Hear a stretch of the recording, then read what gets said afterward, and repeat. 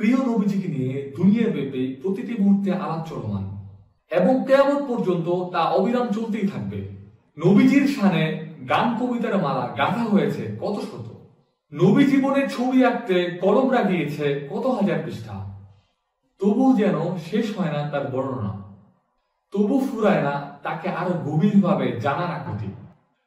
তার জীবন পাতায় পরিভ্রমণের অর্থ একজন অনুপম চরিত্র ও কোমল হৃদয়ের অধিকারী, শান্তিকামী, অধিকার সচেতন, পরমত সহিষ্ণু, বিশ্বস্ত বন্ধু, সুহৃদ বাবা, সোহাগী ও মনোযোগী স্বামী, স্নেহ বৎসল নানা, ধৈর্যের উপমা, প্রেরণার উৎস, ইস্পাত কঠিন দৃঢ়তার অধিকারী, লক্ষ্য জয়ী, সফল সমরনায়ক ও দূরদর্শী নেতার সাথে সাক্ষাৎ করা।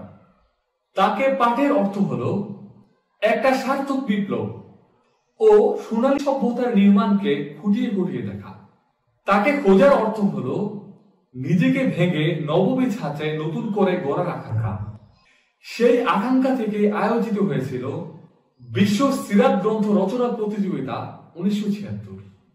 রাবেতা আল আলম আল ইসলামী কর্তৃক আয়োজিত এই প্রতিযোগিতায় সারা বিশ্বের প্রথিতযশা সেরা বিদ্যাগণ জমা দিয়েছিলেন 1182টি সিরাত গবেষণা কর্ম।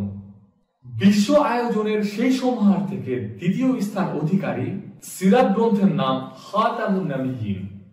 সেই অমূল্য রত্নের বাংলা অনুবাদ মুহাম্মদ সাল্লাল্লাহু আলাইহি ওয়াসাল্লাম দ্য ফাইনাল মেসেঞ্জার। মুহাম্মদ সাল্লাল্লাহু আলাইহি ওয়াসাল্লাম যাকে নিয়ে কথা বললে ফুরিয়ে যাবে রাত, যাকে নিয়ে লিখতে বসলে শেষ হবে হাজারো কলম, তবু তার প্রশংসা করে ফুরানো যাবে না। তিনি রহমাতুল লিল আলামিন, তিনি আমাদের প্রিয় নবী হযরত মুহাম্মদ সাল্লাল্লাহু আলাইহি ওয়াসাল্লাম। তিনি হযরত আদম আলাইহিস সালাম থেকে নিয়ে শুরু করে এই পর্যন্ত যত মানুষ এসেছে এবং কিয়ামত পর্যন্ত যত মানুষ আসবে তাদের মধ্যে সর্বশ্রেষ্ঠ মানুষ। মুহাম্মদ সাল্লাল্লাহু আলাইহি ওয়াসাল্লামের জীবন পরিক্রমার এক ঝলক ঘুরে আসতে পড়ে ফেলুন এই চমৎকার বইটি। আশা করি এই বই আপনার হৃদয়ে নবী প্রেম আরো জাগ্রত করবে এবং মুহাম্মদ সাল্লাল্লাহু আলাইহি ওয়াসাল্লামকে বুঝতে আপনার জন্য আরো সহায়ক হবে ইনশাআল্লাহ। আসসালামু আলাইকুম।